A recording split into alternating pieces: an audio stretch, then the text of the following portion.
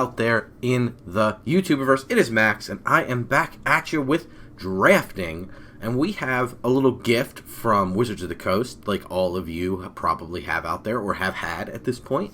They are giving us some free drafts of a few of the remastered sets that came out on Magic Arena because they had to delay the historic Horizon set. So we get the benefit of some free drafts. Nothing wrong with that. So likely you're going to want to play or have played Amonkhet. Maybe you've enjoyed it. Maybe you want to get better at it. So we're going to take a revisit of it to see how things have changed, how the draft tables look. I am doing this very early on. It's day one of the availability of the free draft. So if you haven't done it yet, it may have changed a little bit. People may have picked up on how important deserts are or what pick order should be, things like that. But if you're checking this out, thanks so much. Remember to hit the like and subscribe buttons, and we will jump right into this thing. So, if you're not familiar with Amonkhet Remastered, it is Amonkhet, it's Hour of Devastation, pushed together with some cards taken out and a couple other cards put in. So, it's a little bit different than either one, but it is also, therefore, a little bit slower, but not entirely so. So, it's a really interesting set, far more aggressive than the previous sets. I think AFR is pretty aggressive, but I think this is maybe a little bit more aggressive or similarly slanted. And we have a great rare here. Godfarer's Gift is a solid playable. It's no colors, so we can start to play around with what's open. And if you're not familiar with the card, boy oh boy is it a good one.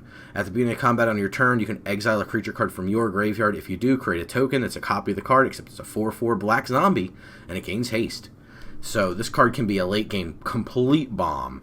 So definitely worth taking here. If it weren't here, cards I'm looking at, Farm to Market, Puncturing Blow, probably one of those is the next pickup, but come on, we got a good rare. Don't gotta worry about it. Well, now we have a terrible rare with Gideon's Intervention. Don't know why they had a chance to fix the set and decided to leave this card in, but they did. So we have an Obelisk Spider, which is very good, but unlike Godfarer's Gift, is 2 colors, and makes it kind of hard to want to pick early. But it may be one of the better cards in the pack to go with Godfarer's Gift because we're looking to play a longer game, and this card does, in fact, block fairly well. So that's an option. Another card that works pretty well with this is Unquenchable Thirst because it is a very solid removal spell. If we can get deserts, and from what I've seen so far in the format, people are letting deserts go a little bit too late. There are higher picks than you may think. It might be worth just taking Unquenchable Thirst here, but the blue creatures are good and bad in that they're not quite as strong as some of the green and black creatures, but they do tend to be evasive. So that really helps when we're bringing them back later as 4/4s. So this is actually a tough pick. I'm going to take the uncommon just because I feel like if you're watching this, you may not have the ability to take an Obelisk Spider right away. So I think it's worth trying it out. So if we had taken blue, we were kind of in trouble. Because we took green and black, we're in a little bit of trouble. We can try to play 5-color green and try to make stuff work with the Godfarer's Gift. Not saying I'm going to do that for sure, but we see here there's an Oketra's Attendant, which is a really solid uncommon. There's also Beneath the Sands, which helps us if we want to go down the road of playing like a 5-color green style deck. I don't necessarily know if that's great. Feral Prowler's a solid green pickup. It just is a 1/3 that blocks. Toughness is really good in this format, but where the format shifts is 4. 4 is the big point in the format. So we could go like Aven of Enduring Hope, which is a solid common flyer, comes back as a 4/4 hasty flyer. I think that's all pretty good. There are a lot of options here for us. I think I'm just going to be conservative. I'm going to take the Feral Prowler. Beneath the Sands is alright. It's not great, and it's only good if you're going to go into the multicolor green archetype specifically. So I don't know if we want to go that route. So we have Protection of the Heckma, which is a cool card, and it can really help you in defensive situations. But again, this format not really conducive to that. So, Sunset Pyramid's pretty good. It's probably going to be the pickup. It's good card draw if we don't go into a color that draws cards naturally. And it will help us play a long game. I think far and away the best card in the pack is probably Kenra Scrapper, followed by Dauntless Haven. They're both very good, and also these two colors paired together tend to be the best color pair in the set. Splendid Agony may be better than Sunset Pyramid for us. It's really hard to say. The instant speed cheap removal might be the better choice than the Sunset. I like the Pyramid a lot. It draws you cards early, which not a lot of other cards do. Let's take the Pyramid. I feel like we're going to need it if we're going to go into wanting to draw cards. Okay, yeah, really interesting pack here. We see another Kenra Scrapper, and we see a Magma Spray. We also see an Oketra's Monument. This card is solid. Whenever you cast a creature spell, you just make a creature for free. It also makes white creatures cheaper. Even if you're not playing white creatures, you just make more tokens whenever you play a creature spell. It's very good. So it's between one of these three cards. I'm going to tend to stay and err on the side of colors. Again, if I drop Obelisk Spider or Feral Prowler, I don't care. All my other cards are colorless right now. So I'm just trying to see what the open lane is right now. And it looks like it's red, approximately. Though there is an Oasis Ritualist, which is a very good card for making mana. Also Charioteer, which is quite nice. With Godfarer's Gift, is really good. It's a 3/3 trampler and gives everything else we control trample. And if it comes back as a zombie, it has that same text on it. It makes all our 4/4s we're making with Godfarer's Gift hasty tramplers. That's very good. The Oasis Ritualist obviously has great synergy because it lets us ramp into the Godfarer's Gift. I'm going to be, again, a little bit conservative and take the Oasis Ritualist over the red card. Here we have a Desert, which I think is a good time to pick this up. It's black. We're not 100% in black, but we're looking to be black. River Hoopoe is also very good, and it's good over time. It gains you 2 life and draws a card when you invest 5 mana into it, and it's a 1/3 flying blocker otherwise. Green, blue, or green X tend to be tougher decks in the format to make work, but River Hoopoe can help you come back from the brink. So I'm really between these two cards. I'm going to take the Hoopoe, because maybe we end up being blue-green, and then we want to splash the Obelisk Spider. Maybe we don't play it at all. So that's an option here. Unquenchable Thirst is without a doubt the best card left in the... I don't want to say without a doubt. Oketra's Avenger is a card that's, I think, comparable, but in a better color. So Oketra's Avenger is probably the best card in the pack. Unquenchable Thirst is the best card for us by a decent clip. So we're going to take it. We have a Hooded Brawler, which is an alright card. 3/2 in this format tends to get beaten down pretty hard. Same with Initiate's Companion. Liliana's Defeat is alright. It's more of a sideboard card, so in this best of one format, it really isn't at its strongest. I'm going to take Hooded Brawler. I'm going to put it on the board for now, though, because I don't think it's a card we want to start. Unquenchable Thirst number 2 really means we want to prioritize deserts going into pack 2, so we're going to do that. It also likely means we're blue-green. So that's going to be the play for us, is going blue-green. So we do have a Seeker of Insight, which is alright, but again, the threshold on toughness, you want it to be 4. And we will be looking for creatures with big toughness, because we do want to live long enough to utilize our Godfarer's Gift. Naga Oracle is fine enough. It's a playable. It's not phenomenal, but it's a playable. Both of these are good. Shed Weakness, actually a good trick. Like a 1 mana +2/+2 is a decent trick in this format. Compelling Argument's fine if we want to be cycling. Ooh, Liliana's Mastery is very good too. I see a Bitterbow Sharpshooter. I see Crocodile of the Crossing, which is quite solid if we were a more aggressive deck, but just a 5/4 for 4 is very good. It's good on rate. It plays well with our Feral Prowler and our Hoopoe. It just works pretty well. This particular monument, not quite on the level of Oketra's Monument. We, again, do want to be playing creatures. We do get rewarded pretty heavily for doing so. I don't think Liliana's Mastery, sadly, is going to be for us. I'm still not convinced we are going to be black. Hoping this Consigned Oblivion wheels. And I'm just between the Bitterbow and the Crocodile. Crocodile is a little worse than Bitterbow when it comes to Godfarer's Gift. This just comes back as printed. This comes back, but it has the negative, and it has 1 less power. But I think this is just good enough on its own that while that synergy is a little bit better in terms of the Bitterbow, it's just not nearly as good as the card on its own. Tough pickup here. Sifter Worm versus Cartouche of Strength. Both very good. I do love the green Cartouche. It's probably my favorite Cartouche in the format. I think the black Cartouche is also very good. In the hyper-aggressive decks, white and red look great. I think they're all very good, and blue is a solid as well. Like, you're not going to go wrong picking a Cartouche. Green Cartouche, I think just the +1/+1, trample, and then fight is so good. It pairs very well with our Godfarer's Gift. It just works really well. The Giant Sifter Worm, though, is very good. The Scry 3 is awesome. The Gaining Life is great. It's definitely a fantastic top-end card. We already have the Oasis Ritualist. We're looking for probably, at this point, a Naga Vitalist to go with it. I've seen Evolving Wilds as well, but I'm going to take the Sifter Worm and be pretty happy about it. Here, looks like we could grab another Ritualist, but I think we're going to take Labyrinth Guardian. This particular card is quite powerful for us. It is a 2/3 that can embalm itself for 4. It has the drawback of whenever it becomes a target of a spell, sacrifice it, but you don't generally play a lot of spells that don't kill creatures in Limited.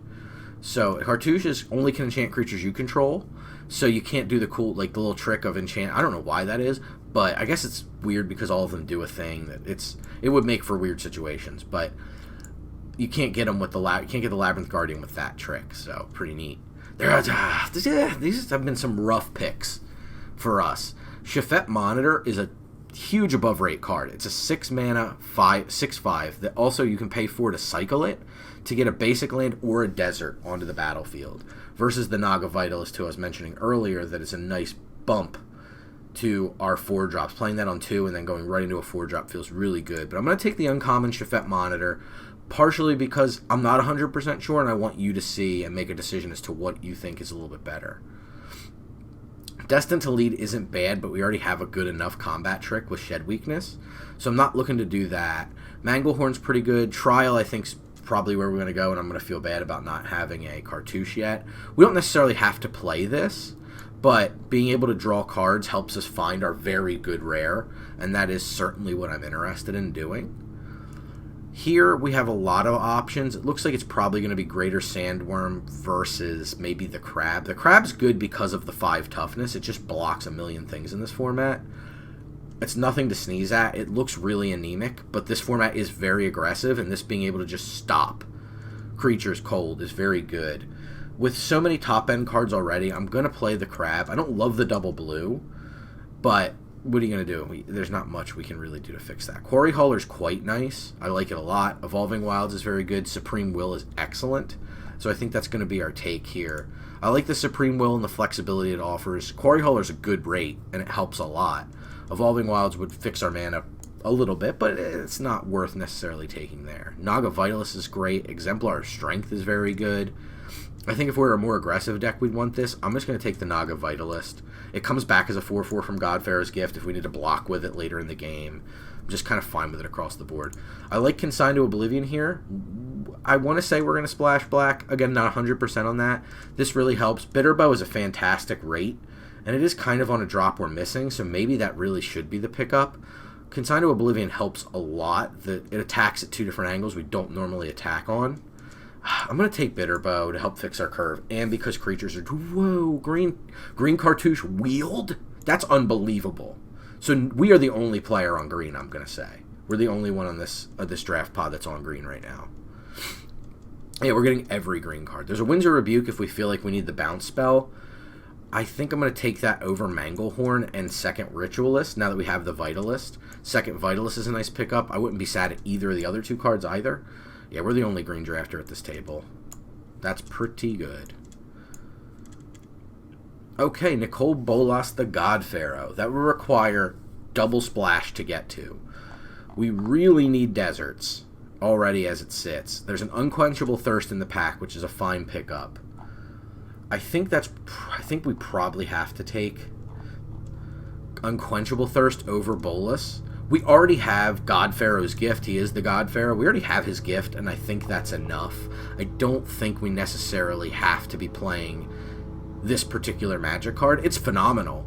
I just don't know how in the world, like, Naga Vitalist casts it, but it only can do lands you control, so it really isn't as good a fixing as you think. The Oasis Ritualist does it, but we only have 1 so far. I'm going to take Unquenchable over the other cartouche, the blue cartouche. Driven to Despair is pretty cool. It can really hit pretty hard. Creatures you control gain trample, and whenever it deals combat damage, draw a card. And then it does the opposite of making them discard cards. Very solid pickup if we want to play it. It's interesting because it's a tough card to play, but I think it does help a bit, but I don't know as though we necessarily need it. Maybe just like Ronus' Stalwart might be a little bit better. A reasonable attacker, a cheap rate, a little bit better than the Kudu for us. So I'm just going to take the cheaper creature, make sure we have 2 drops we can cast and play. That really helps a lot. Unquenchable Thirst, Off-Colored Desert. Not really interested in either of those. I do see a Trial of Strength, and I think that's going to be the pickup. We have a cartouche to help pick this up. We might be able to pick up one more cartouche, but it just makes a decent creature, and we have the ability to pick it up. So, not sad about it. Not interested in Abandoned Sarcophagus. Vizier of Tumbling Sands is pretty good. Again, 1/3 is not the perfect toughness here, but it is a good creature. It taps and untaps. It can cycle. It does enough that I think it's fine. It's not phenomenal. It's hard to say if it makes the deck. Second cartouche here. We have 2 trials now. 2 cartouches just work great. I think the thing we're going to get burned on is deserts. The only negative is it means that Unquenchable can't tap the creature down. It can only, and I see a Mouth to Feed, which is good. But I think I'm going to take the green cartouche and just make sure I'm set up on removal and giving trample when I have Godfarer's Gift out. Yeah, I'm really not interested in like Sun-Scorched Desert per se. Really not interested in this pack per se. We'll just take the desert. I'm not going to play it in a 2-color plus splash. We may not be splashing the closer I'm inspecting things. We didn't take the Consign to Oblivion, so we could just move out the Spider and not play black. That's probably the best thing to do to make the deck play well. Green-blue is one of the weakest color combinations in this particular format. It's not real good. Like, this is a super late open fire. I don't know what people are drafting, to be honest. So I hope that when you're drafting, your table's a little bit more cohesive than mine has been. I don't need another trial, that's for sure. I probably don't need Quarry Hauler. Likely going to end up taking this Quarry Hauler, though, just in case. I have some options on my curve. If it looks anemic in a spot, I can fill it. So I have that going for me. Bitterbow. Whoa, Pride Sovereign. Woof. Oof. This is a very good card. It makes an army. Any card that makes an army in Limited is generally worth taking. I don't know if we can take it. I'm not giving up much. I'm giving up a Bitterbow number 2. I'm going to take the Pride Sovereign. I don't think I'm going to be able to run it. I'm going to grab this Evolving Wilds over Second Shed Weakness. Wow, Dauntless Aven this late is, like, inexcusable. We'll grab another card for our colors, though. I'm not really interested in hate drafting because we're just going to draft whomever's playing, not necessarily someone at our table. Wow, Unquenchable Thirst, Greater Sandworm, and Kudu. Do we have a Greater Sandworm? I do not.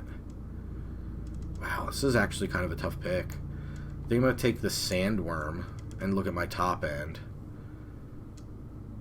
Nothing too good here. Late Ritualist. If I'm going to play all these top-end cards, maybe I want a second one. That's a nice option to have. And then finally an Initiate's Companion. So yeah, we were the only main green drafter at that table, for sure. So we're going to take a look at the deck. We did not get enough deserts. We're on 3 Thirst, but again, it just makes it so it doesn't untap. That's okay. I'm really surprised at how aggressively the deserts were taken, and I don't feel like there was too many positions where I didn't take desert and I could have. So, I mean, maybe there is a bit of egg on my face about the deserts, but I don't feel like I passed anything.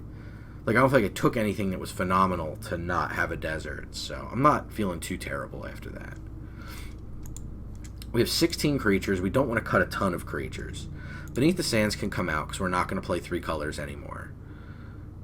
Oketra's Monument's questionable now. It helps us make creatures, but we're not going to be fast enough that that's going to help us. Like, getting through 1 or 2 chip damage is not exactly what we're going for.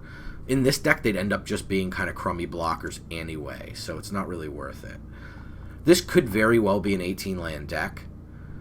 If that's the case, we do need to make 6 more cuts. Naga Oracle is not great. It's okay. It's a good blocker, but I think we've ended up with enough big stuff that we don't need it. Looking through currently our 2 drops to see if there's anything I'd like to get rid of. I don't think so. We may drop a Unquenchable Thirst now that we have Cartouche and some bigger creatures. So maybe we go down 1 there. Try to keep the Winds of Rebuke, maybe. We don't necessarily need it. This can return trials, it is worth noting. The Trial of Knowledge may not be good enough. Drawing cards is good, it helps get us to our very good card. And when you're playing to that kind of card, that can help. But taking 4th turn off in this format can be pretty bad. So I'm gonna ship it back. I already have the Hoopu that can draw me cards in the late game, so that's fine. I have Supreme Will that can do similar effects, so I'm not super duper worried about that. Shed Weakness is okay. It may not be exactly what we're looking for. I don't know as though we need a 1-mana combat trick in this deck, so I think we'll drop that. I think with 2 Naga Vitalists, we can probably drop a Ritualist. Again, we're not splashing another color, so we don't need that. So I think this is probably the deck as it sits. I don't want to go up lands. We already have 2 Vitalists and a Ritualist, and kind of honorable mention to Vizier the Tumbling Sands, which can untap lands. So I think we have enough mana accelerants to get to Godfarer's Gift fairly reliably. We have 1 Evolving Wilds, and then we're on the Devil's Mana base split evenly, and I think that's correct. If we didn't have the Ancient Crab, maybe 1 more Forest would be correct and go 9-7. But I think with the Crab and wanting to get it down quickly, that's going to be the way to go. So we're going to try it. This is not generally the colors I'd recommend. I always recommend, above and beyond what colors are good or bad in a format, always recommend trying to draft what's open. And I think we did an excellent job of drafting an open color. Possibly even 2, but I think green was for real open. Like, my goodness, wheeling cartouches and things, and this... unbelievable, really. So the next step is seeing how the deck performs and seeing if it proves out. I think if we can survive the beatdown, this deck definitely has the late game covered. It's very good. So we'll give it our best shot. We go first. We have Pyramid into Vizier. I think that's good enough to keep. It's slow, but we can get there. The Sunset Pyramid and Vizier combo is really nice. It gives us mana. It gives us the ability to retap it. If we draw a second blue, we can go Forest, Island, and play the Crab. I'll play the Island here because I do want to have that ability to then just go right into Crab instead of Vizier. But I'll play Vizier. It's no problem. Opponent's on blue-red, so the fight's probably going to come in the air more so than on the ground.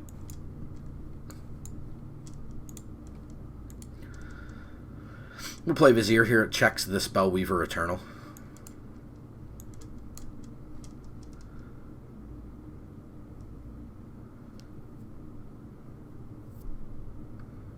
We don't have another land, but we do have the mana source from the Vizier, but nothing that costs 4.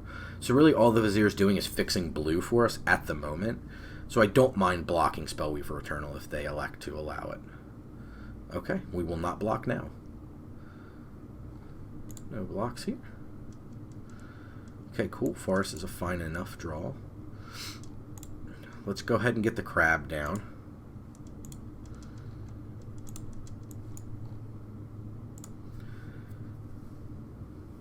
One 5 will block the Spellweaver Eternal for a while. Red base damage is hard to get through the Crab. If the Crab, and again, I have no problem with trading off creatures. I'm trying to get mine back from the graveyard. So, secret of this deck is every creature's a removal spell here. It's pretty good, and our opponent clearly on the prowess plan. So, like I said, I have zero problem here with that. So they're going to make it so the Crab can't block, and they're going to get in for 6 damage, it appears. And this is what I was talking about. This is the beatdown we have to get around early game. If we can, I think we're favored. So here... This is kind of the negative, but we'll go ahead and we'll hit the Spellweaver Eternal.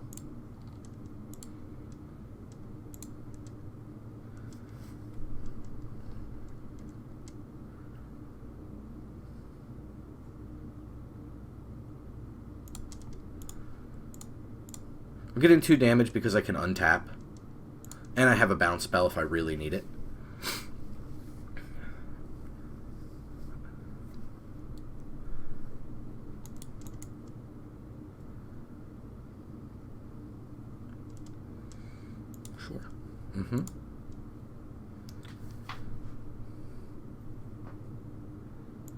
So here we're going to have to... It's unfortunate, but we're going to have to bounce the Nimble Blade. I'd prefer to bounce the Crab in the long term.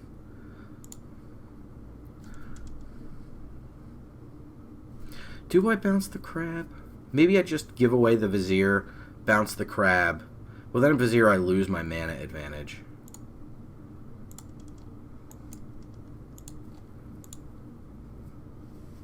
Let's go ahead and just flip this back to their hand. Poo-Poo is a fine draw.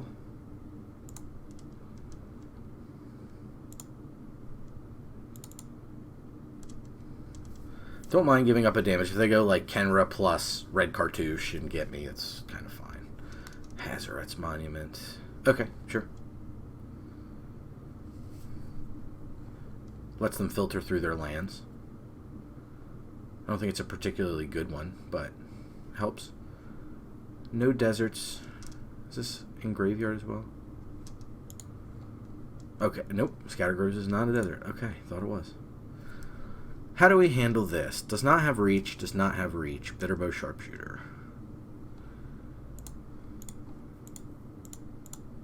I think we just play out the Bitterbow here. It's just an excellent blocker. It's an excellent attacker. It kind of does everything we want.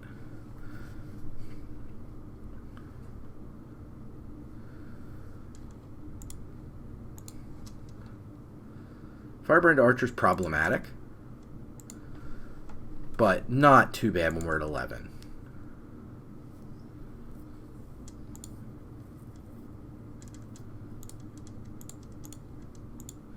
Just going to beat down. And this is where the Bitterbow helps, and this is why I think we do have the game, and we do have the ability to turn the corner and take over the late game, because opponents just can't really interact with our spells.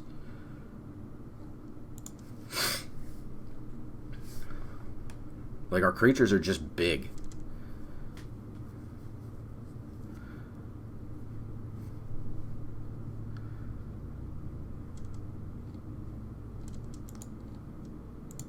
This is kind of phenomenal for us. They're going to Wrath and allow us to Godpharaoh's Gift. Just want to make sure I'm not missing any effects before this happens. Just play this in the first main phase because we instantly get a creature back. Sure. So they really kind of put the... I mean, who's going to play around this card? It's a rare. I don't think the opponent made a mistake there, per se. Not much they can do here.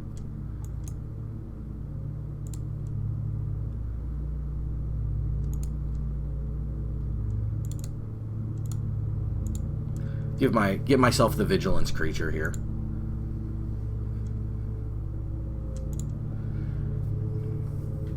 We'll see if that's a scoop.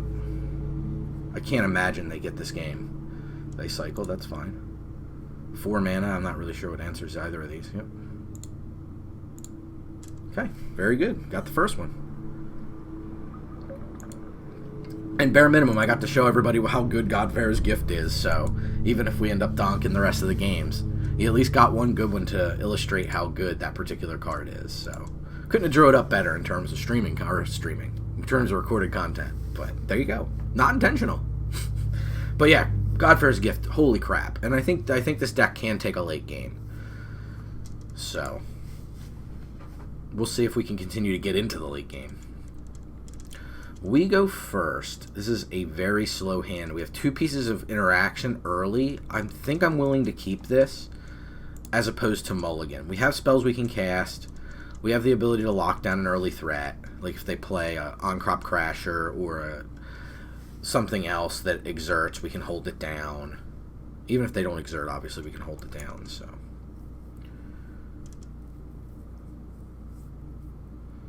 we will see what our opponent is up to.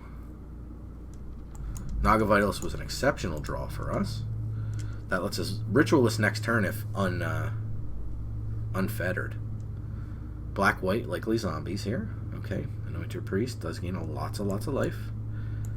I'd like to get down this Ritualist, please. And this just helps a lot in terms of generating mana, in terms of blocking.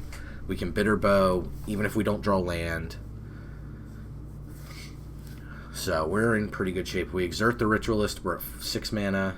Unconventional Tactics. Okay, so they're an Unconventional Tactics deck. If you're not familiar with this card, it gives a creature +3/+3 and flying, and it allows zombies to give it the ability to go back to hand. So they're going to try to do that a lot, which is fine. I think we want Bitterbow here. That plays around the Unconventional Tactics fairly well. I'm just going to get into damage. I'm not really interested in holding up wins. They have to kind of pay a white tax now every time they want to play a zombie, or they lose value on the unconventional tactics. So I'm pretty fine with that.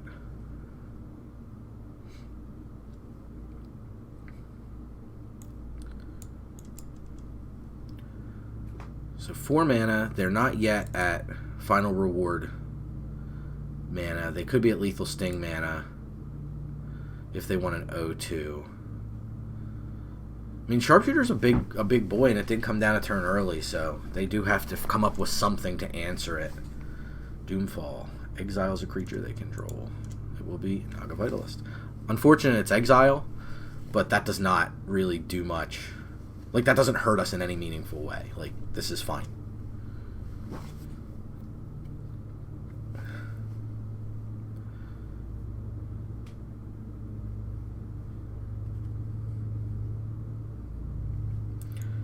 Okay, land is no problem. I don't know as though we want to cartouche. There's good and bad for it. They can embalm next turn, but they take their turn off to embalm. Look at their graveyards. Whenever a zombie enters the battlefield, so if they embalm and they play a white, if they play an untapped land and they embalm this creature, they do get to get the unconventional tactics back, but wins becomes better against their token. So I do think it's probably worth it here. It's not the best play ever, but it lets me get in more damage. It lets me hold up wins. Wins is going to become good against their token. So I think based on what they've given me, it is worth doing. And it gets this out of the way, and it lets me get in more damage. Supernatural stamina. Sure. Yeah, it's fine.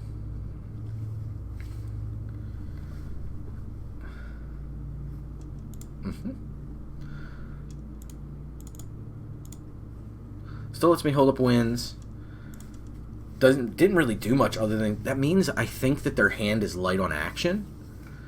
They don't have a lot of creatures. They may have a lot of things that are creature adjacent, but nothing specifically a creature. Liliana's Mastery, which is precisely what we were talking about.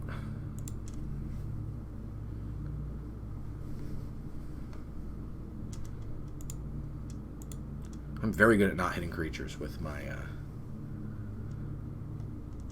my cards. Sifter Worm is nice.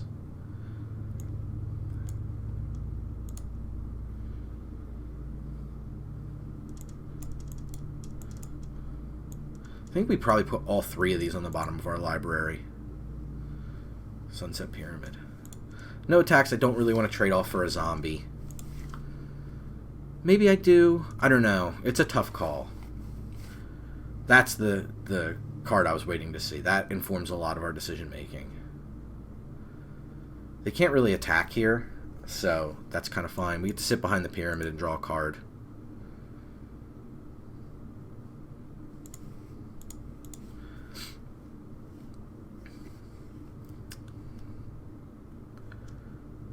We'll see what they can do. They have Shafet Dunes. If they really want to get aggressive, they can attack.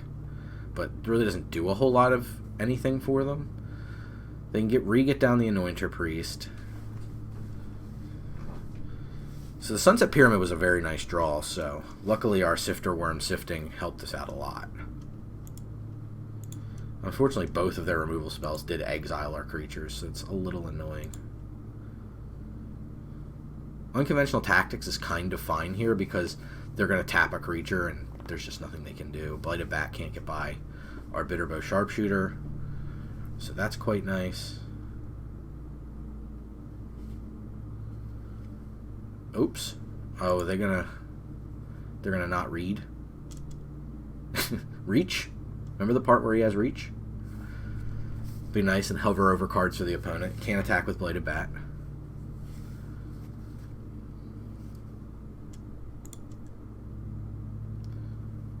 Still has reach. Yep. Nothing you doing.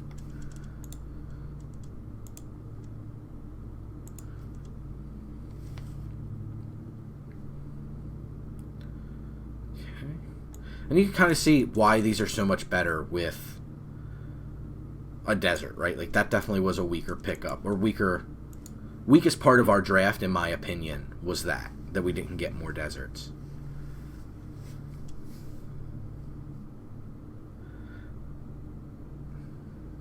Okay, that's pretty good.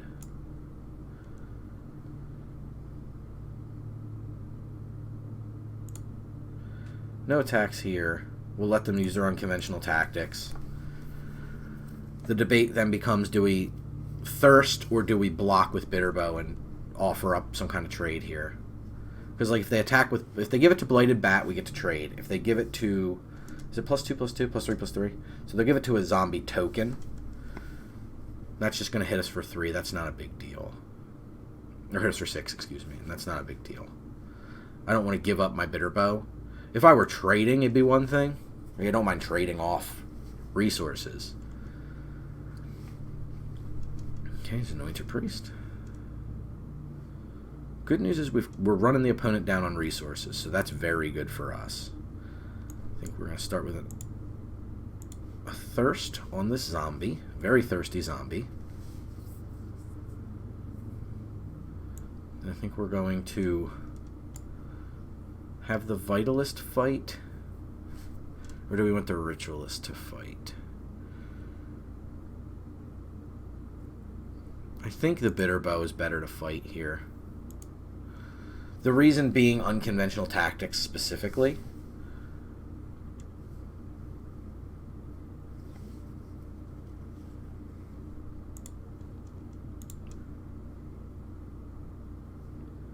So if they have another supernatural stamina, they had to have used it before that trigger, so I know I'm pretty safe here.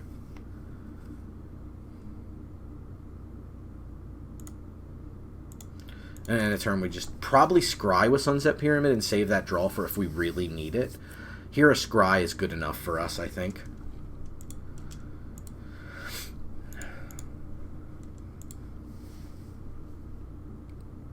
Unconventional tactics.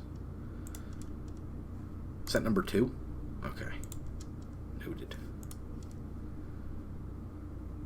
I think we're willing to trade here.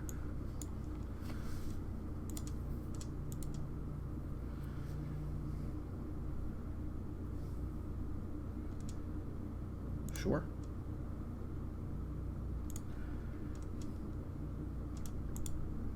Now I think I want a card. I think we'll just burn this out to get ourselves a card deeper.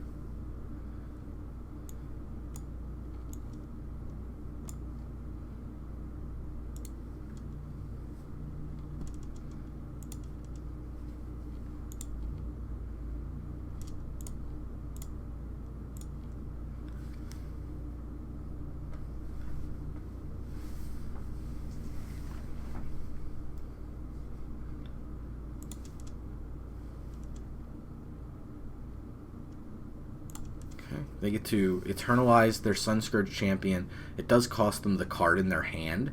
So if their card's decent, that's a bit of a pain. But if their card's not very good, then it doesn't matter. They have to pay, how much? 4 to eternalize it. So that leaves them with the ability to get back both their unconventional tactics. But then we get to Thirst. So they go, it's eternalized as 4/4, so it'd be 7/10. We could take the hit. It'd be 11/11 because of the +1/+1. So they get both the unconventional tactics back. Alright, pass to attackers. Don't think we want to scry 1 here. Okay, Vizier of Tumbling Sands. Interesting.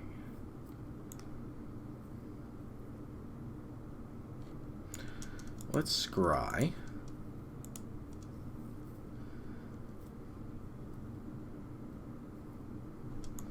Don't think we necessarily want that.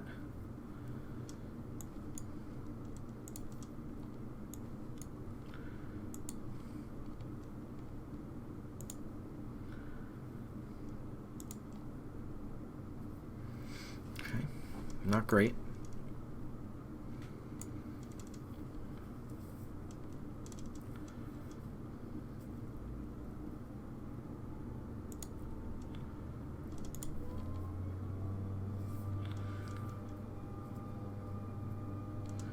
No attacks here.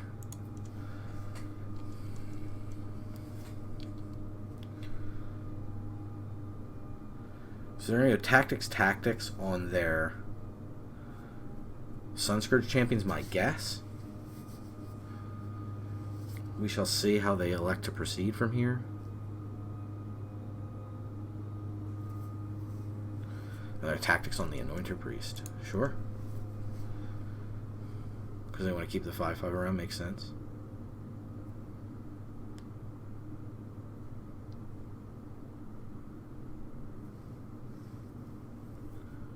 Just one unconventional tactics. Don't mind taking 4 here. I don't love it.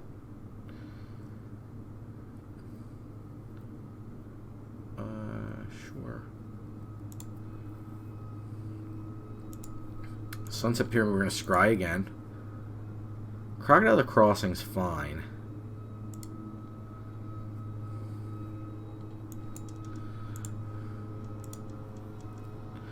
Thirst on here. Crocodile of the Crossing. That -1/-1.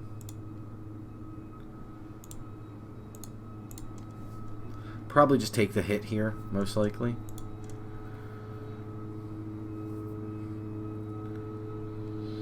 Not much we can do. Sunset Pyramid's doing good work for us. And look at the bottom of our library while they take their turn. So what we've gotten rid of is 2 kind of medium-sized creatures, which isn't too bad.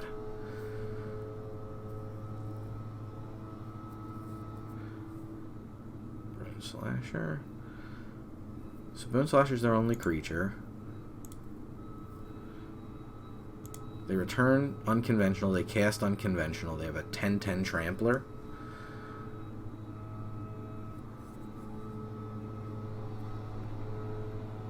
Resolves.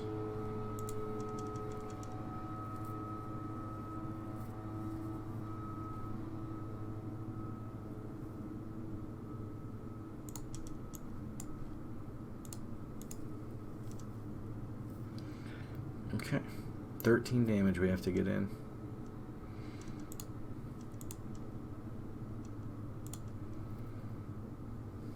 Monitor. 6/5, no reach, and we know they have unconventional tactics in their hand.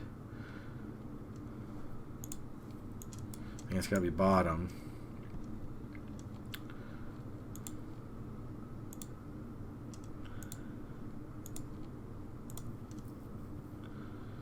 Greater Sandworm. It cycles. The reason I kept it is because it cycles, so we get a Godfarer's Gift trigger. Ugh, needed better than a land. Maybe I should have scryed then cycle. Let's see how bad that punishes me. Not badly. So it would have been exactly the same outcome. Not that that means it wasn't a misplay.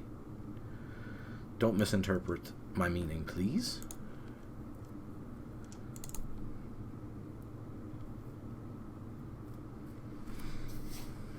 I mean, 5 and 8 is 13, I will say.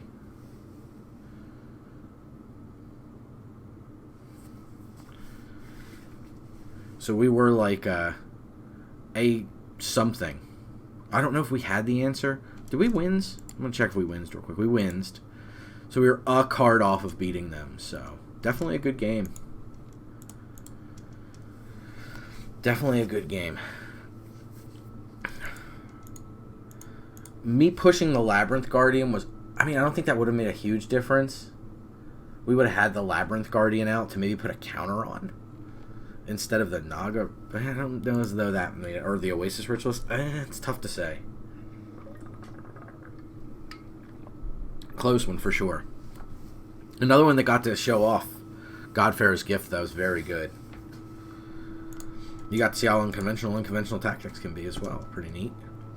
We go first. We're on basically mono green, but that doesn't hurt this hand in any meaningful way. So, been blessed to be going on first a bunch.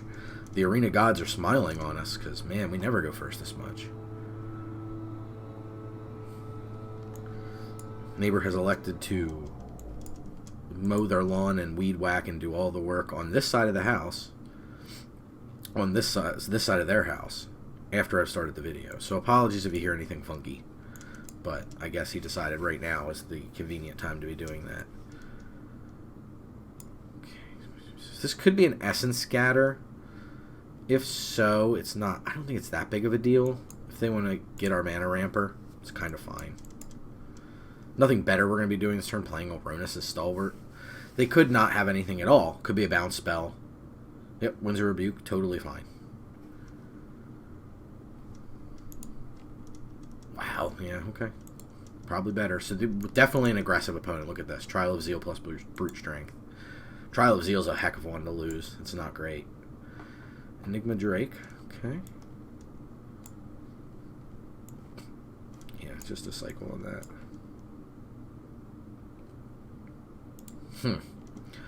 Do we just play run now? I think it's a little too telegraphy that we have a counterspell.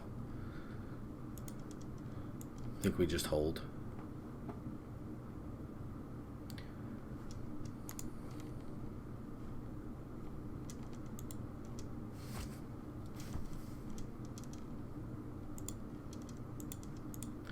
Cycling it there, interesting. Okay, hollow one. That's fine.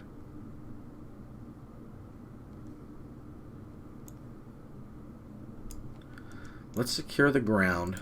6/5 or 6/5 Shafet Monitor checks their hollow one.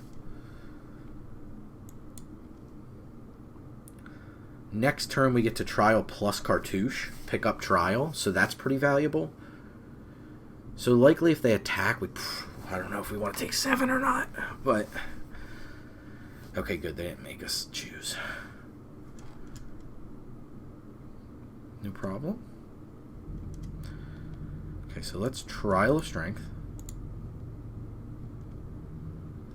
Let's Cartouche our Shafet Monitor.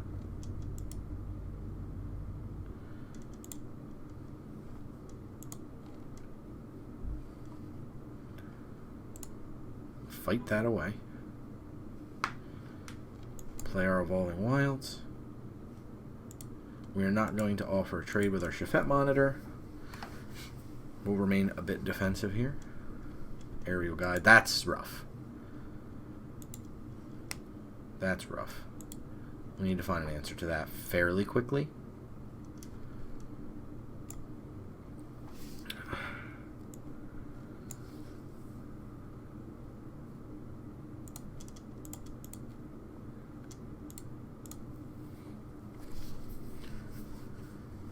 This is a big attack. Whoa, they're giving up the Aerial Guide? Well, I'm happy about that. Are they going to double block my Shafet Monitor too? Wow.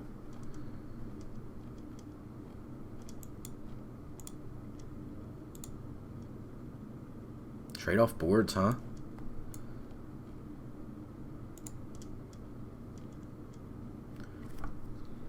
Recast Trial. Yeah. I'm going to crack this now for a blue. Lest I forget again. I think this is fine because I still have Mana to Supreme Will if they play something crazy scary. If they want to Essence Scatter my Ronus as Stalwart, so be it. Reduce. Counter target spell unless the controller pays 3. What's this card? How come I can't see the other side?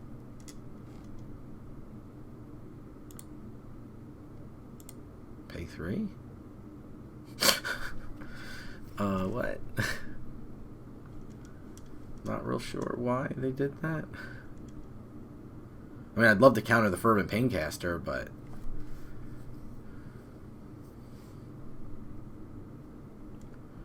that's interesting, but fine.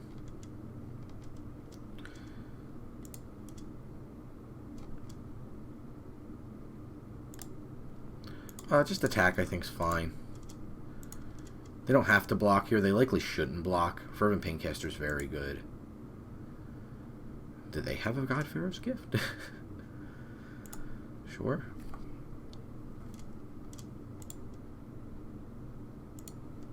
Okay.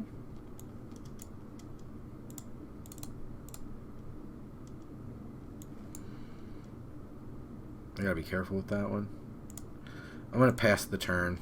I don't want to go without Supreme Will if they have a big play. Okay, cool. If they had a big play, I would have been in big trouble. They really traded off their resources.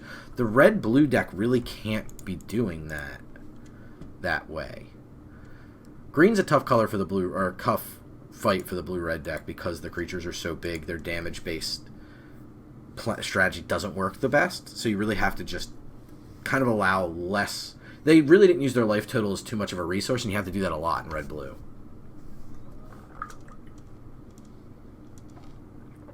This hand is extremely slow, and we're on the draw. This isn't normally a consideration in Limited. In this particular Limited, it can be.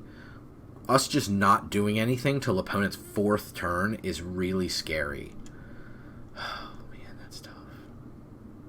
Because, like, Trial of Strength, the creature's got 2 toughness, and it just gets blasted so quick. But what am I mulliganing to?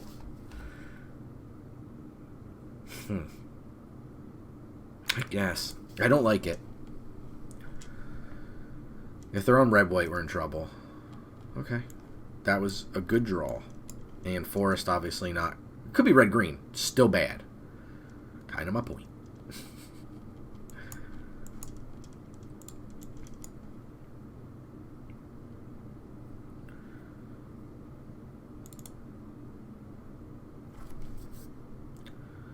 If they just attack, I will block. If they exert, I'm not allowed to block. I do think exerting is correct. Ooh, 3 colors, the full Jund. Okay, so they're an aggressive deck for sure. They're gonna exert without a doubt. Okay. I like to see that. The question is, do I hold up Trial of Strength, or do I play Trial of Strength or just hold up Supremo? I think the answer is get the Trial in.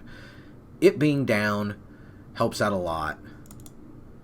It means that we can use our cartouches and pick this right back up. There's a lot of value. Countering a spell in a 3-color deck is definitely something we want to be doing, but this would have been the turn to sit.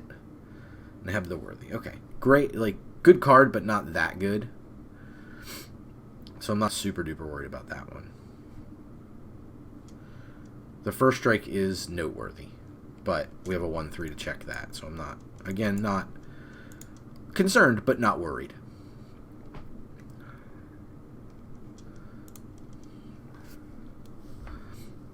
Not attacking into the first striker.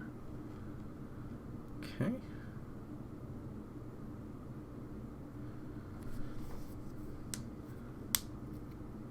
If we don't draw land, what do we do? Probably Bitterbow. I really don't want to exert the Oasis Ritualist. Getting the Shafet Monitor down is nice. We do have the option going forward to cycle it. Cycling it here seems a little rough, though it puts it in the graveyard for our God Pharaoh's Gift. Okay, Cartouche on Neheb is quite good. Probably on... maybe Pharaoh Pro. I mean, Pharaoh Pro is blocking 100%. So it doesn't really matter. So I guess 4-2? Make it a 3-1 is kind of crappy on this board. Still trades with Ronus' Stalwart, though. It's interesting. Our board is giving them a bit of a headache, which is good to see. Ritualist is fine. Can't... But not Neheb? I'm interested. Not Neheb? That's interesting. Shed Weakness is fine. I mean, I'll take my card. I'm going to have to get hit with it eventually. Yeah, totally fine. I'm not allowed to double block, so not much I can do about it. River Hoopu. Maybe just Bitterbow.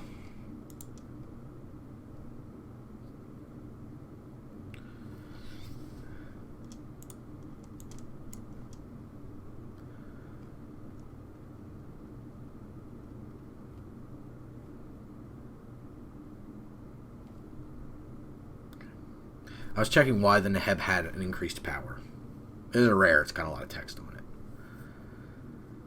If they're Hellbent or 1 card. Okay. Yep. Removal spell's fine. Still blocking Neheb. That's just without a doubt.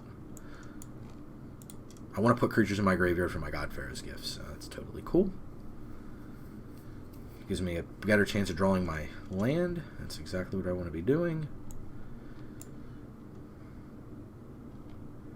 We can Shafet Monitor here. The 6/5 can get attacked by... What does this do? Okay. That is kind of funny they can do that. Might be worth doing now and forcing them to use it. That would force the exert. This doesn't. I'm going to just do this. Not forcing the exert is attractive to me. If they have a removal spell, we're in trouble. But not forcing that exert when next turn we get to gift without a hitch. This is sorcery, so they can't in response. We're going to get at least a little value out of that. Hazoret's Monument. Okay. So they'll have to. It's a neat little way to discard if you do draw. Okay, so you may. Okay, so you can't like cheat it and just discard off of it, but still cool. That's interesting. I guess I call him on it.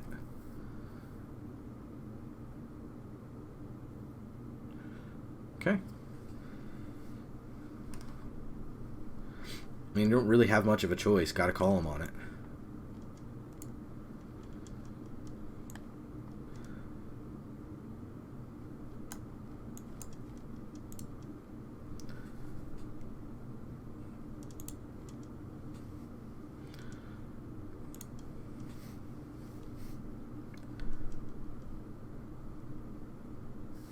So they'll struggle here, or survive here, and that's totally fine. They'd let me shuffle in my good cards. What does this do if it hits a player? Each player discards a card. Yeah, that's fine. We discard a creature. I'm not sure they wanted to do that precisely, but I'm down.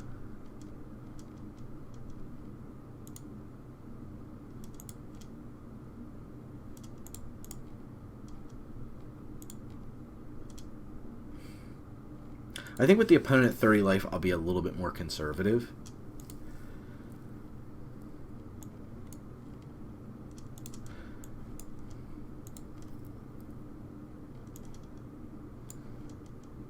I do this because it let me hold back the... Yeah, this lets me hold back the Ritualist.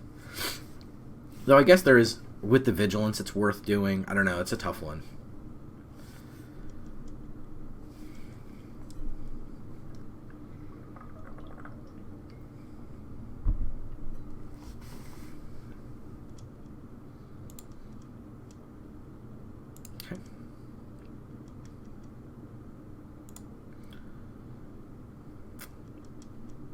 Just reach. No.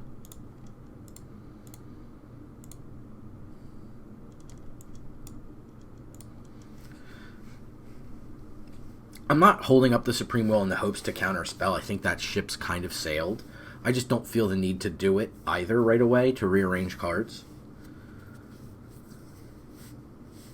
Hoopoo's going to be a nice mana sink for the minute. If they do tap for something big, there are tons of cards that we can counter here. They only have 6 mana currently. So if they play something really big or bomby...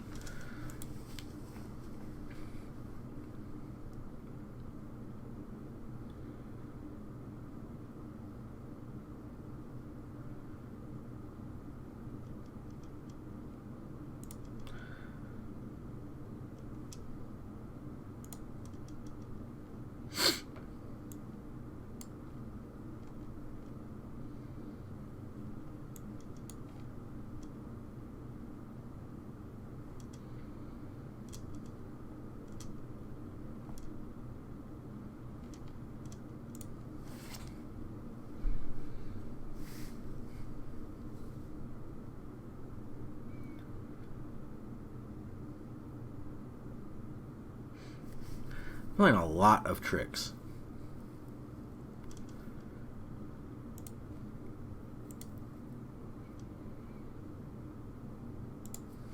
Okay.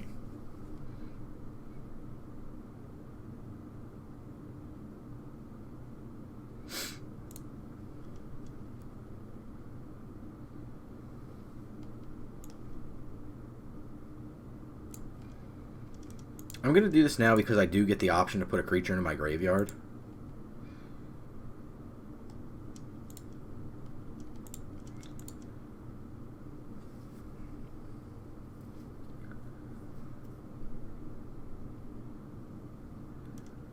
Crocodile the Crossing is a good one. Okay, Neheb is dealt with. Crocodile.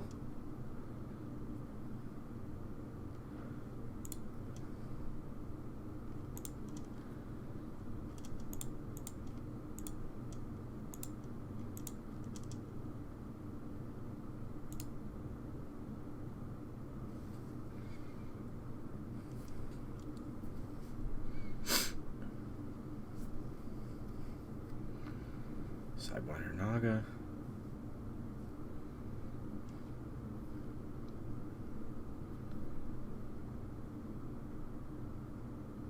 Attack here makes some sense. They have to have 4 creatures trigger. Okay. That's not too terrible. Do I do it here? I think the answer is yes. What do I do it on? Trial of Strength? Probably.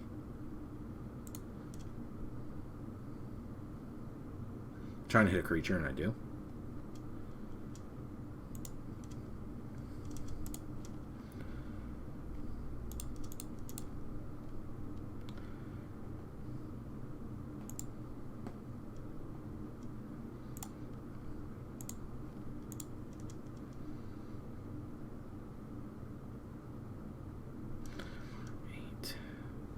Okay, so more than lethal.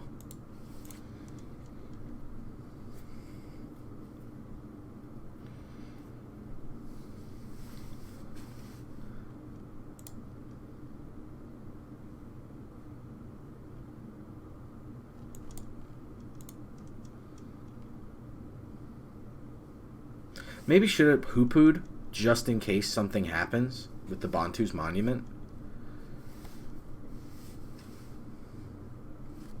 Might have been better to hoo-poo there, because it would have gained me 2 life and probably got me out of trouble. I don't think there's... Okay, I was going to say, I don't think there's anything that does enough. Okay, got him.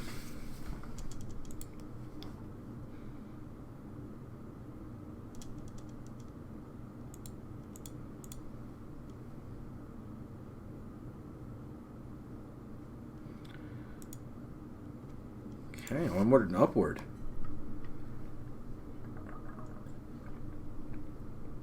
Yeah, I think I should have hoo-pooed there. The 4-2 didn't do much. I mean, 4-2 or hoo-poo gaining life protects in a way from a hasty threat. I think the hoo-poo probably was better to... I don't think there's anything in... Because the trial only does 3. Open fire does 3.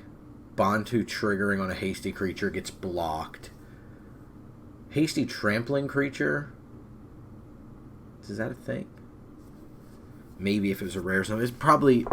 I think the trials me not necessarily playing around everything, so... Hard to say. Opponent goes first. And again, we have another very slow hand. It's the same setup as last game. Yikes. I'm going to keep it. Again, yikes. Opponent mulliganing very aggressively. Saw 2 mulligans there, if my eyes don't mistake me. It stinks. Probably a sketchy one into a no-lander. Feels like 4 cards. Well, we're not a fast deck. But they are a deck that wants a critical mass of things.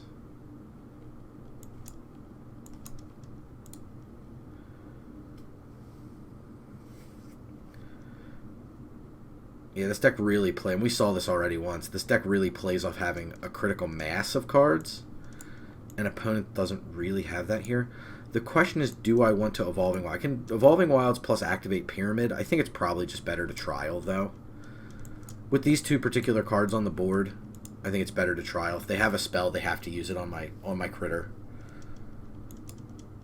I don't have a chance to do that on the 4th turn with my Ritualist, but that kind of absolves me of some sins.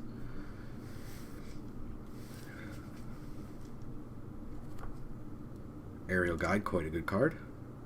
Would love to find a way to deal with that. I think we do just deal with this. They afflict us, but that damage would have come through anyway. It gets it off the board. Yeah, I think this is the correct play here. Their next turn's pretty scripted. Attack us with the Aerial Guide and the Nimble Blade Kenra. Okay, that's kind of fine. It's not really... doesn't really make a difference.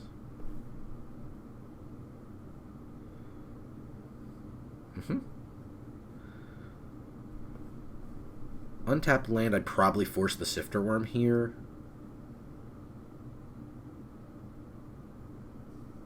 Though, them holding up 2 blue mana is kind of scary, because it could be...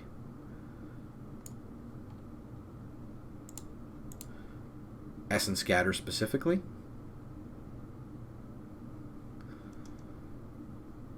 Could be a bounce spell as well.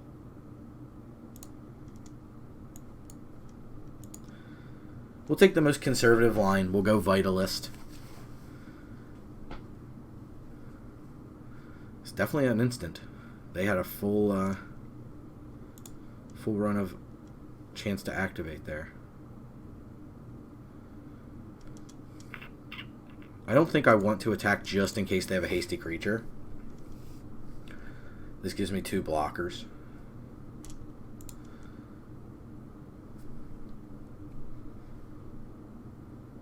Sure.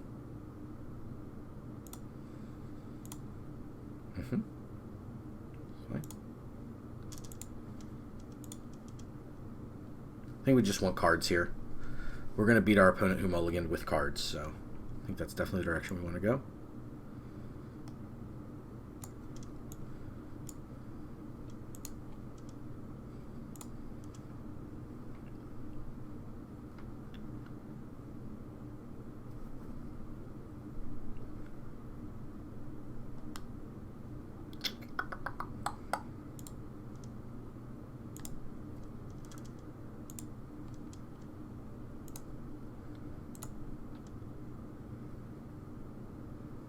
Never hits creatures.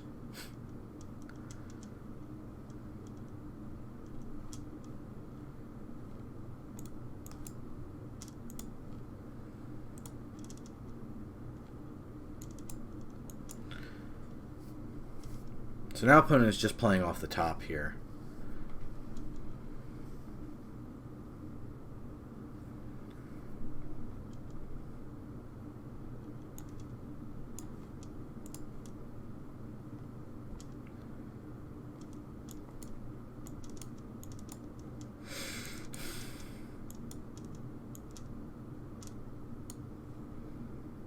I think we just have to blanket. Okay.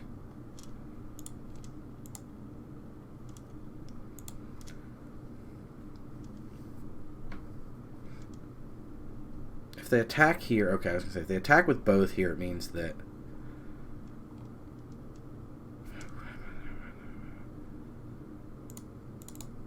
It's got to be an attack with all, because we have to present lethal.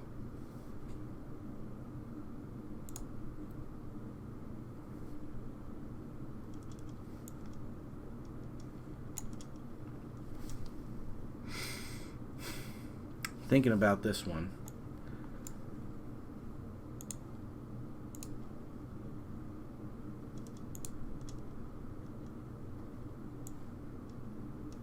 Can't do that.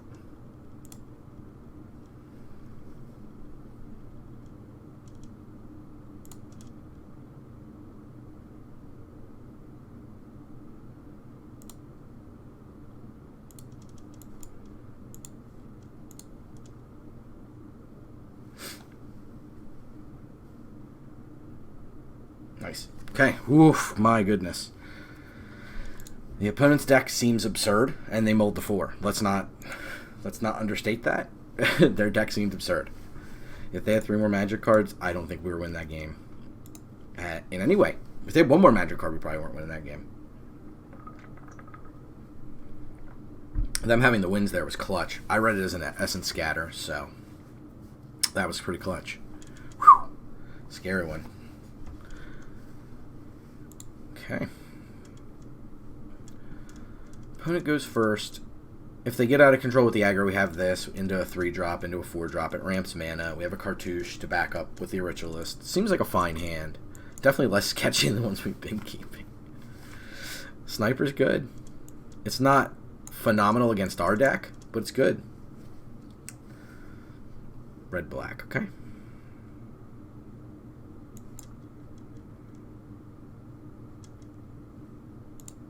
No reason Unquenchable Thirst to 1/2. Yep. What? How many Neheb the Worthy do I have to play against today? I think we're just going to bounce Neheb. No, is this going to be better served later? My man is tied up for so many turns. Just time walking them, I think, is going to help here because we want to take pressure off of ourselves.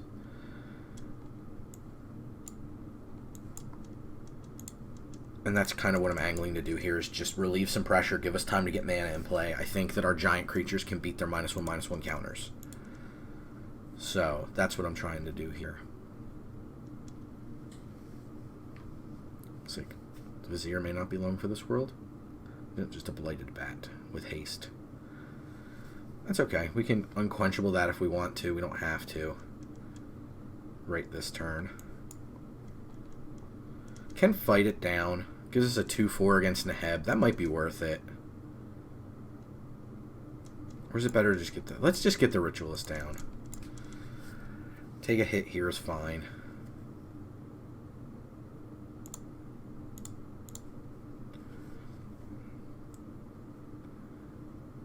If they have a final reward for our Oasis Ritualist, so be it.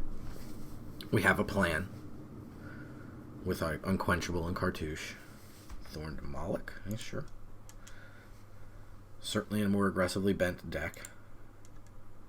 Why 2 mana up? If you're going to pay a 3-drop, why not Neheb?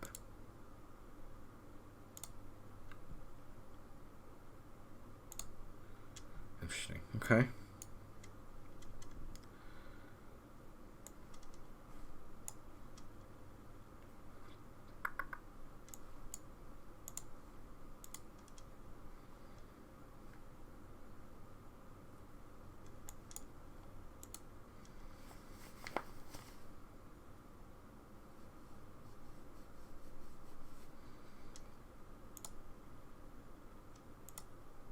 Okay, we'll see what the opponent's got.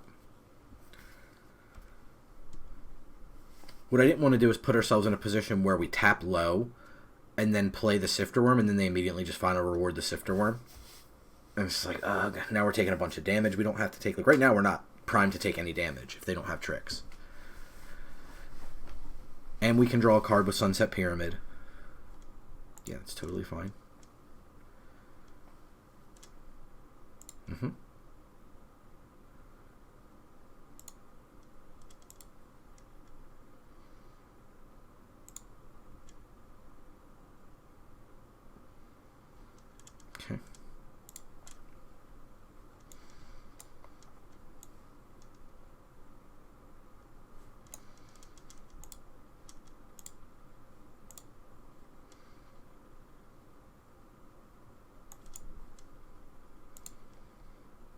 This just lets us have the 2/4 up if we need to draw a card off Sunset Pyramid. We can.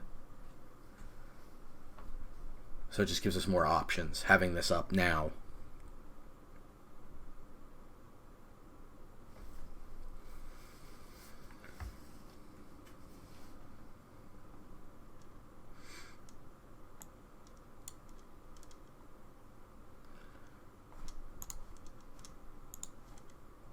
This is fine.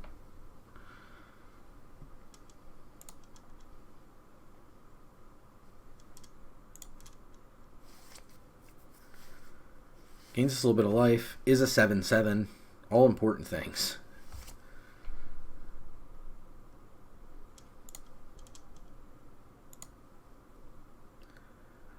I'm thinking they have like a supernatural stamina or something in their hand, the way I was giving them stops.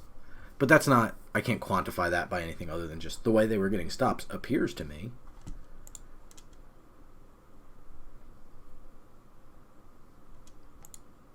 No blocks with a green Cartouche in our hand. We're not going to let them like put 4 damage on the Sifter Worm and then open fire it or something ridiculous like that. Like they're just playing small ball creatures that don't mean anything, so...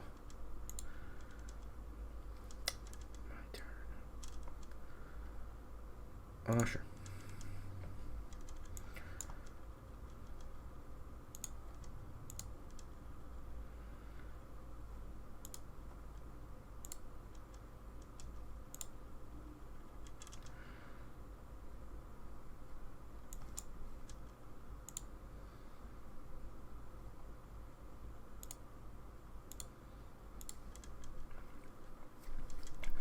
See if they have anything for 8/8 trample. 1/5 blocks, 2/4 blocks. We have cards off Sunset Pyramid. We have the Hoopu coming down. We have GPG if we need it. Can you get creatures in the yard ever? 6 mana.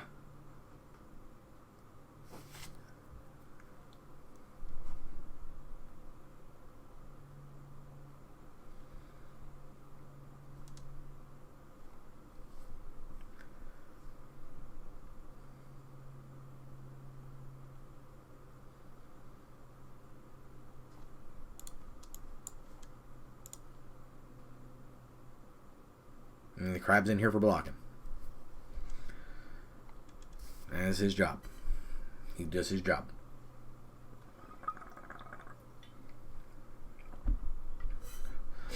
And if, like, they're going to get rid of real cards here, that's just such a big win for us. Sure. Let's give trample. Trample. Yep.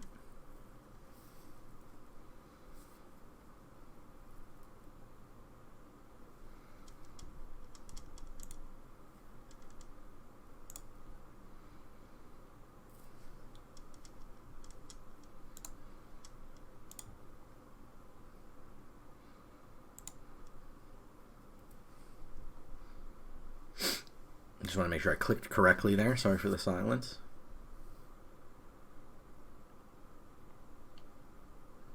Okay, none of that really matters. Yeah, that's fine. Okay, perfect. And we knew it was the Hoopu.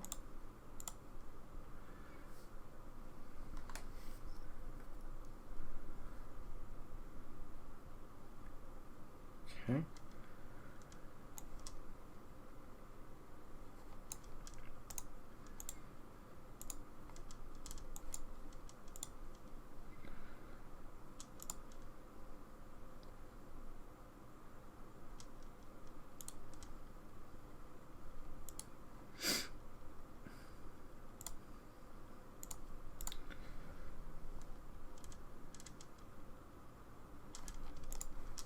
Just want to make sure, yeah, okay, put it on the bottom. I suppose we can get that land.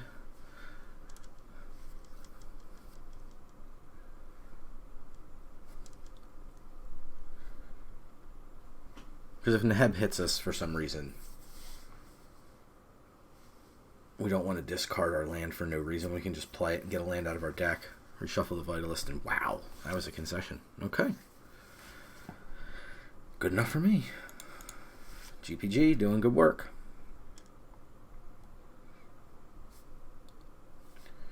Okay. Yeah, you can kind of, if nothing else, we got to showcase. It sucks when you draft a really good rare, and it's just like, damn, I never got to play it. But I think we did a pretty good job of maximizing the ability to draw it over the course of a longer game, even though we've been just drawing it. Like, I can't say that we've got, like, our deck definitely caused us to draw it. In a lot of cases, we just kind of drawn it. But we've had Hoopu and Sunset Pyramid and things that have helped us draw to it and have the ability to at least do so. Opponent goes first. It's another slow hand.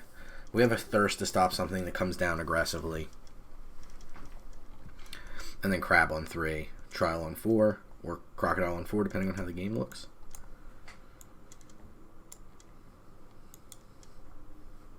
You ever see a Crab with a cartouche on it? Where does it even hang, that thing? Green-white. Not a combination you see too frequently.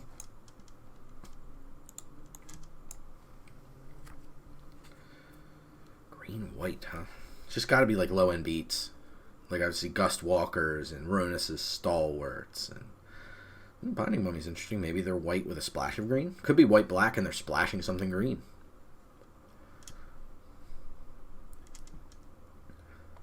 And one of the reasons I always muse about what colors the opponents are on, not just because I enjoy these, like, trying to guess to make myself happy, it's to try to figure out my angle of attack in this game. How do I want to run this game? Those are all questions that I'm interested in. Is what's valuable? 1/5 against a deck that's going to aggressively attack me is a lot more valuable than 2/3 that dies if it gets targeted.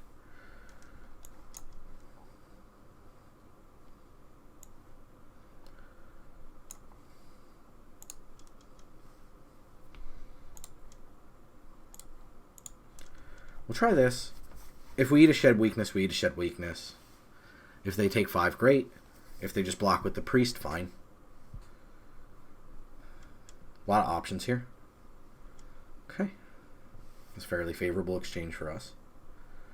Opponent did nothing on their turn 4, which is a little strange. Oh my goodness. Okay.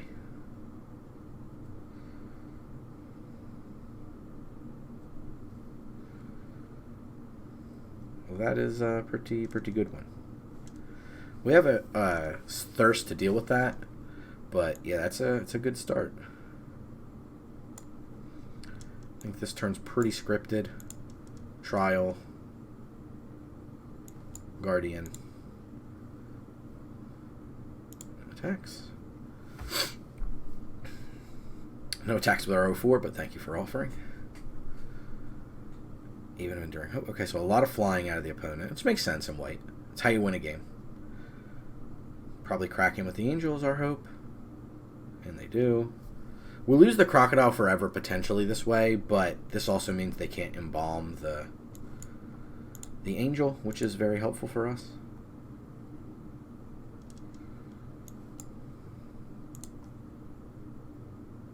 Can't really do that, can we?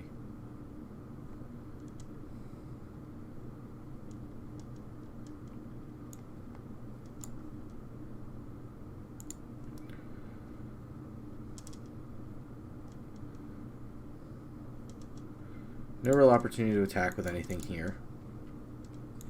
Can't cartouche the 4-2 to deal with the Aven, unfortunately. So we'll hang on to it. I mean, we could. We lose the 4-2 and the cartouche. We pick up the Trial. So it's like kind of a really slow way to get back to the board we're at and get rid of the Aven. So if we want cartouche to be a flat removal spell, we can go down that road. I'm not super worried about it right now. Like, Unquenchable deals with that. And yet another flyer that's dealt with via Unquenchable Thirst or Bitterbow Sharpshooter. 6 mana up is really strange.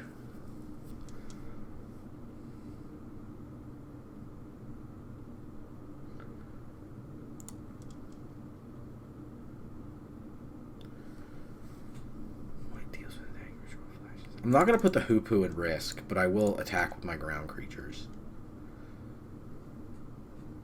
I'm trying to think of a creature that flashes in and punishes us here.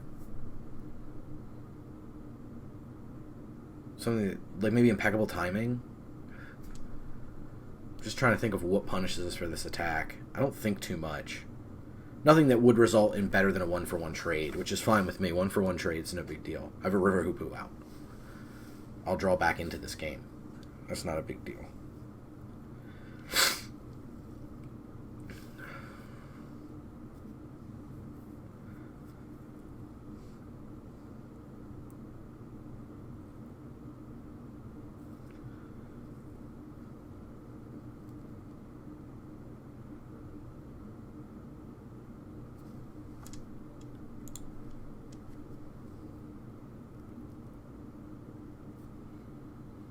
Not really in the tank here. Okay.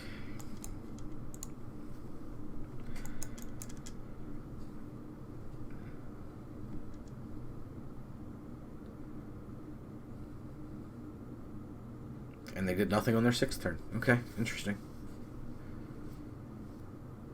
Another Aven of Enduring Hope. Okay. Those get easily blocked by our Bitterbow Sharpshooter, so not super worried about that either.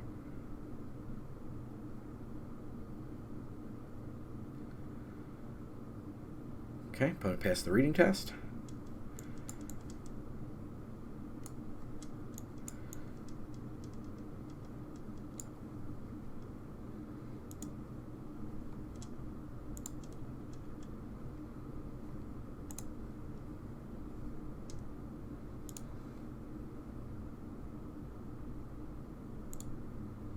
Yep, that just goes through.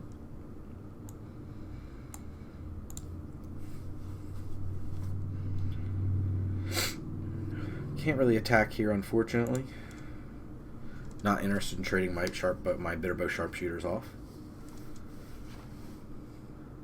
Wow, 3rd Aven of Enduring Hope. That's certainly something.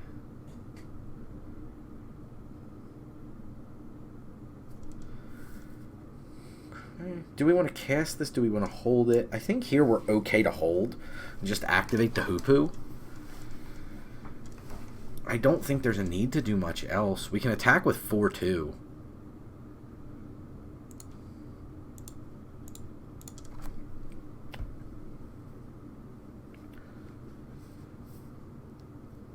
I mean, I don't think they block here. They've gained 9 life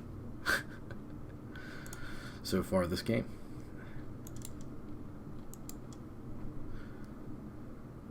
More interested in Hornet Queen. Ugh, well, that's gonna be a long game.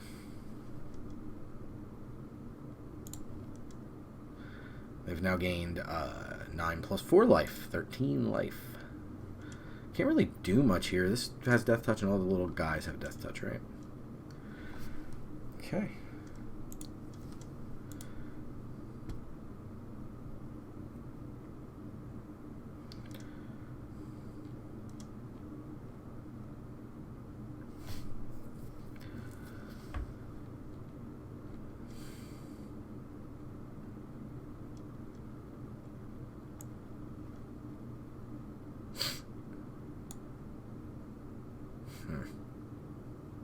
It's interesting because I'm just not sure how I proceed.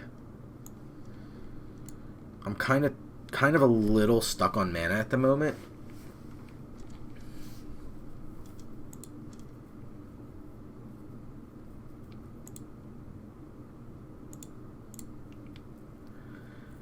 See if they want to offer up a Death Toucher. I don't think they do, yeah.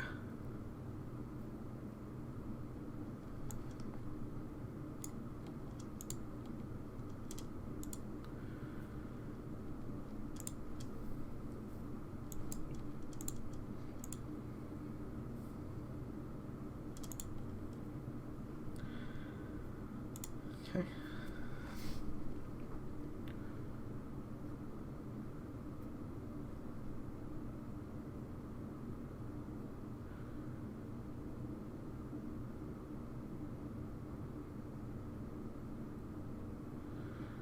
Sure.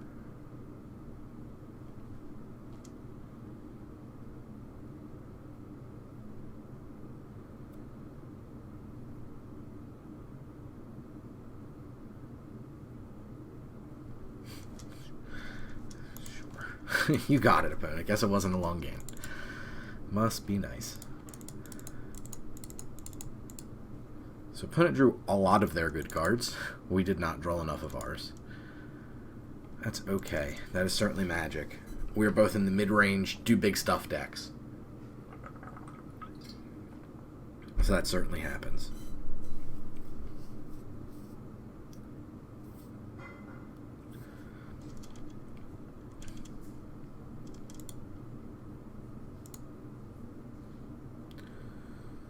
We go first. 2-drop. That's weird. How's that work? You play those? Obviously, it's a keep. It's a nice curve. Let's see what opponents got for us here.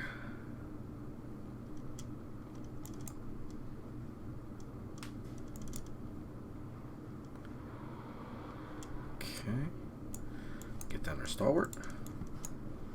Surprisingly aggressive green-blue deck. Magma Spray. For the one time we have a 2-drop creature. That's no problem. We got the crab. We're not trying to play a quick game. The unfortunate part is it gets exiled. Ronus is Stalwart. It's good against our crab.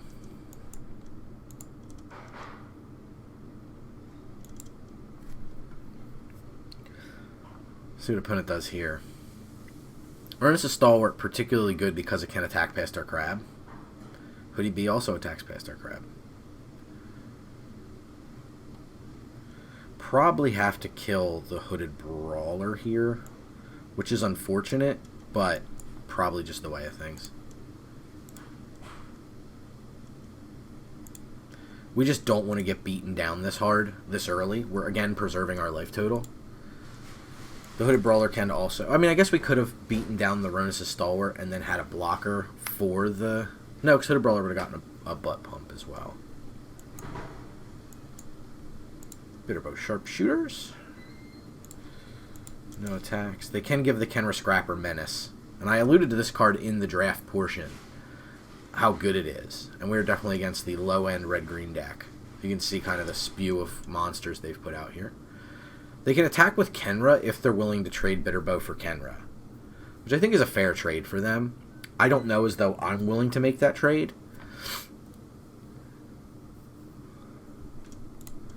Because I have time to draw. If I draw land here, I'm in good shape. If I don't draw land, I play Sunset Pyramid. The question is, do I attack with Bitterbow Sharpshooters and give them the chance to double block?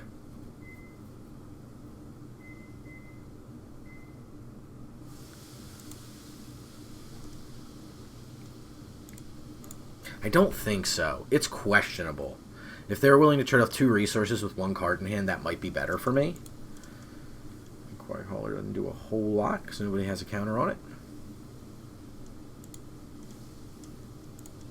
Very kind of them to target my cartouche. Had to go through that clicking. Are you sure? It's a tough attack. I don't know as though it's one they can make here without giving up Aronis' Stalwart. Blur Blades is a combat trick on 2. Can't be a shed weakness. Yeah, sure.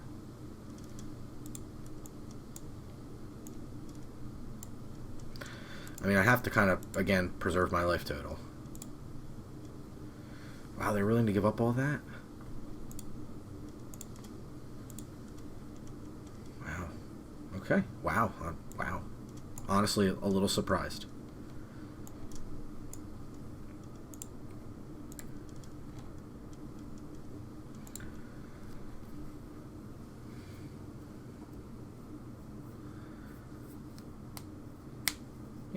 Shot. Not going to do a whole lot against me. They don't know that because I am playing Island, so I could have flyers, but in this position as it currently sits, it's doing actual nothing.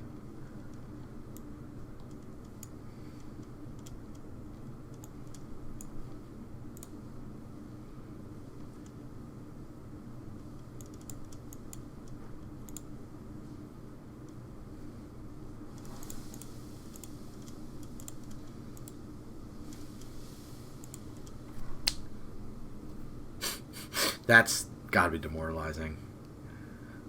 Show opponent Godfarer's Gift, immediately attack with 2 giant critters. Yeah, that's rough. I don't like that. I like it, but I would be so mad if I were the opponent. Yeah, I'd be pissed. That was our last game. I was like, yeah, you got it all. Yikes. That looked gross. But you can see, again, if we can stop the early aggression, we can win the game for sure. We just have to be able to cobble together the cards. But if we can stop their early aggression, we can get them. Here it is, the Superliminal traditional maximum amount of games for you. If you've hung in there this long, thanks so much for hanging out. Really appreciate it. Usually throw a keyword in here, and we'll make the secret word Bolas. So if you type Bolas into the comments on YouTube, I'll do something nice for you. We got free boosters over on our Twitch channel, twitch.tv/superliminalfilms. So come grab a boosty. Little free boosty action for you just for typing a word. Because you watch the video. You watch the video. It's free. Swing by on a Sunday, redeem your gift. You play Arena, you're watching this video, right? Right? We'll see how we can roll through this last one. Fingers crossed.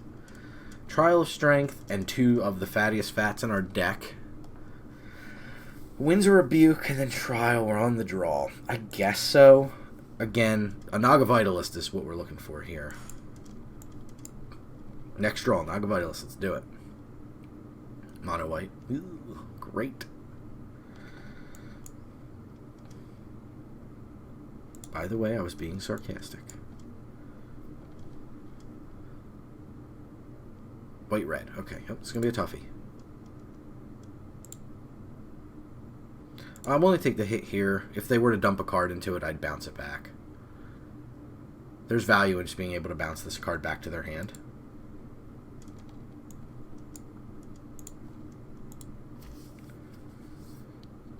So they can't immediately attack with it. We never hit creatures with our Winds of Rebuke. We didn't mill our God Pharaoh's gift somehow.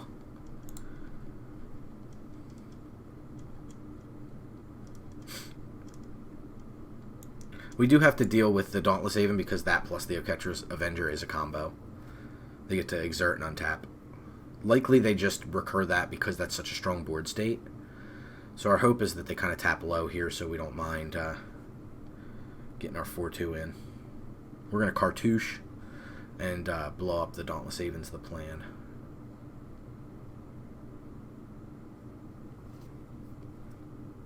We'll see if the plan holds. Right now we have like all of our 7 drops. So if they played the Scrounger, likely playing the Avenger, yep. Okay, Naga Vitalist. Can't play you here.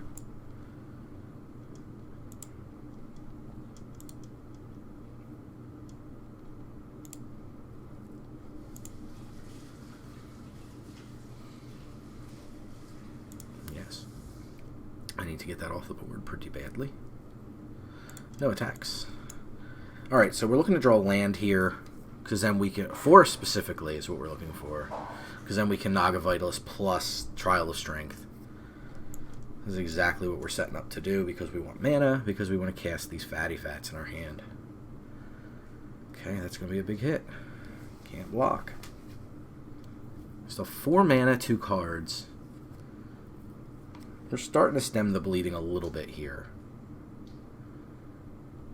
But... Forest is a big draw for us. Okay. Follow-up is a big deal here, too. Nimble Blade Kenra. Pretty anemic. Yeah, it's not great. It's not bad. It's not bad. It's a play we get to make.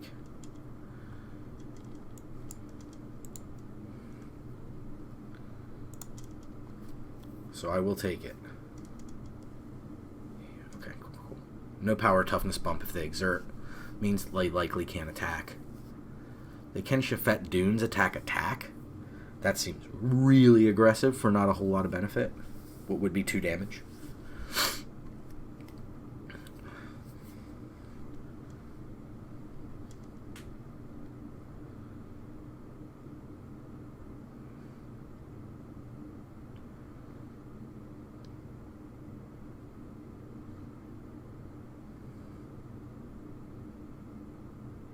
They're holding priority here. Is it just an open fire, get the prowess trigger, blow up our 5-3? Yep, okay. Yeah, got me for 4. Really don't think I can afford to take that hit.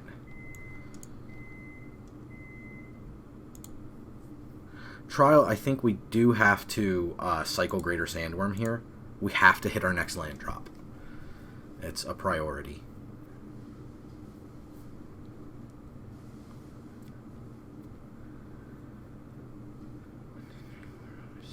Yeah, because if we can Sifter Worm, we're in this game, I think. Barring a flyer. Solitary Camel's fine.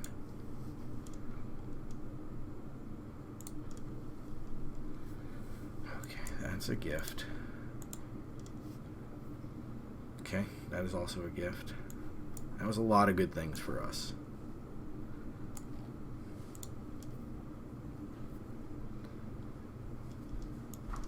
I will take all of these but the land, I do believe. No attacks. Brings us up in life. We have a flyer covered. We have a removal spell coming. We have a God Pharaoh's Gift downwind with 1 creature in our yard so far. Their red-white damage base removal is going to be pretty bad against our 7/7. So that's really good news for us. Ooh, attack with all is not good news for us. Okay, what do they have? Okay.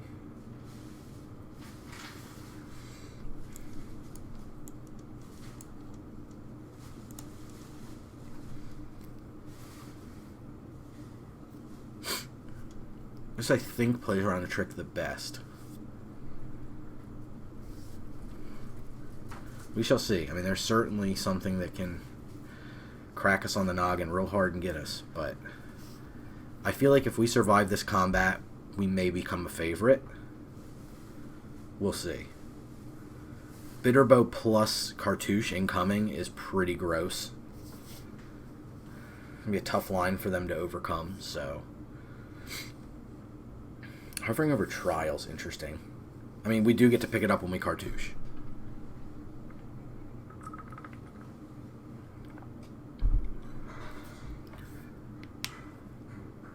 Magma Spray the 4-2. Okay. So nothing happens with the 3-2. They get in for 2 damage. They lose their 2-2. Battlefield Scavenger appears to be the case. They may have another spell they want to throw around.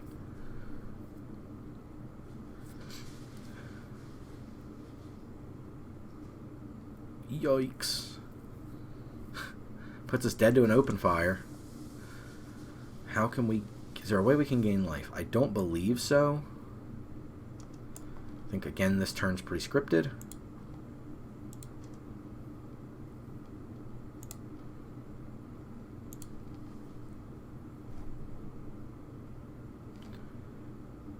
Yes, please.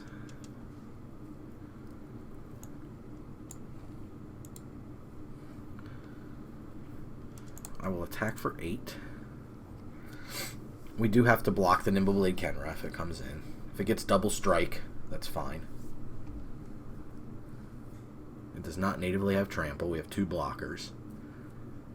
So I'm not super worried about that yet. River Hoopu is going to be quite good next turn. That's the card that gains us life. So if we can get through this, I think we're onward and upward.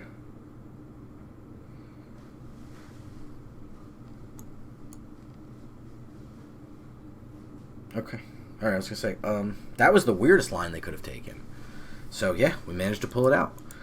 Blunted their aggression and managed to overcome with big creatures. Exactly what you want to be doing if you draft the green-blue archetype. Again, not something I would advise, but we were so in the open lane for that one that hard to say I made the wrong choice in drafting, I don't think. Let me know what you think. Definitely a few little play mistakes. It's all about tightening up your game, making sure you're paying attention.